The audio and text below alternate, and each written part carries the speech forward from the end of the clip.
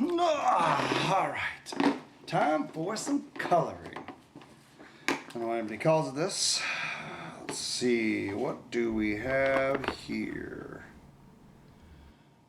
Green, that's what it says.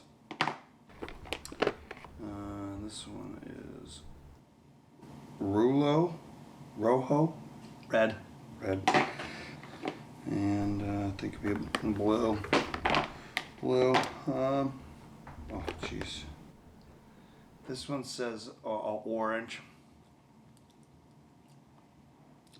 No, not orange. Yellow, and what is this? Brown, man. I don't know why anybody colors. This doesn't look like a whole lot of fun.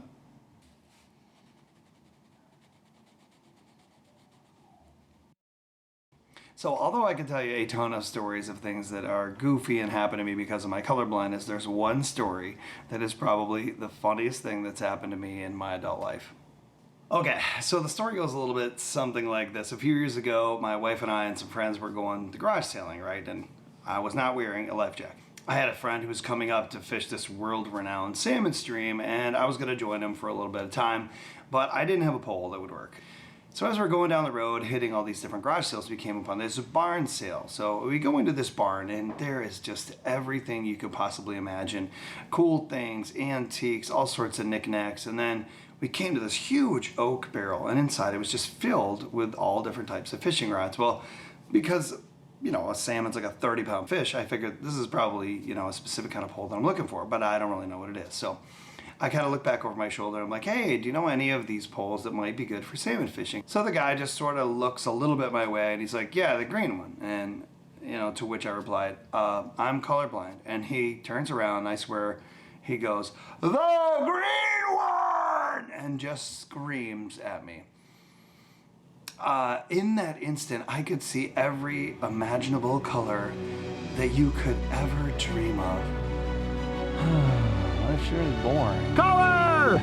That's blue? Wow. Wait.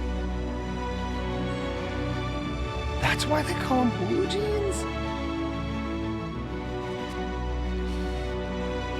They smell good, but let's try it. Color! Yellow! Color! Green! No, nothing changed for me because shouting doesn't improve your vision. I mean, wow, what an amazing talent this would be if just the pure raising of your voice would cure anything. I mean, let's just go down to the hospital and cure all the children now, Captain Amplitude. Don't forget your cape.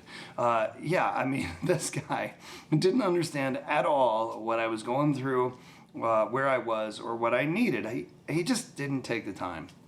And really that's the issue that I want you to think about. Is if you ever had a conflict with somebody where you thought you solved the problem really quickly and they just didn't listen. So the next time you raise your volume as if that was going to help them understand. Getting louder doesn't help people see color, it doesn't help them understand, and it rarely helps anything. Otherwise, as a teacher, I would just shout at people all the time and the kids would get it the first time. We could solve every single marital problem ever by shouting, and in my experience that doesn't work. So what I want you to think about, though, is maybe you raised your volume rather than your attention.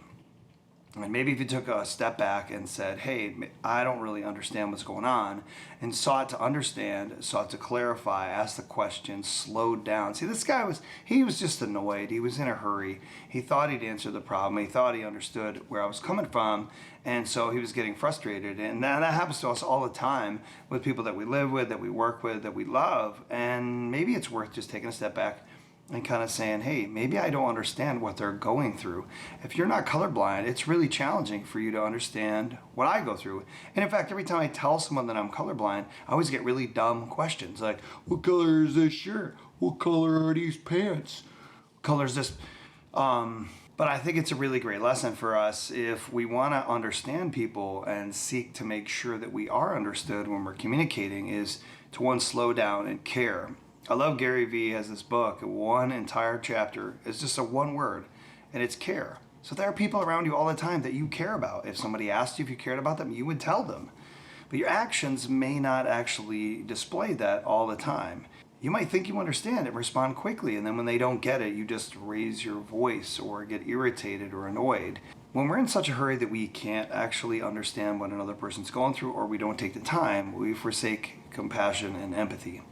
And as soon as those things are gone, you can't communicate, you can't solve problems, you can't help one another. And maybe this is that moment for you. Maybe this is me having you take a step back and to compare your reactions with how much you care for someone.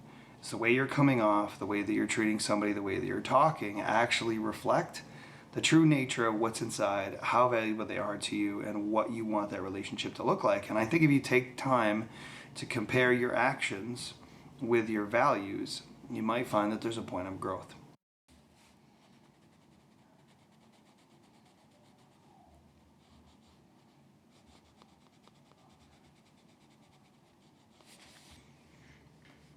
Found the green one.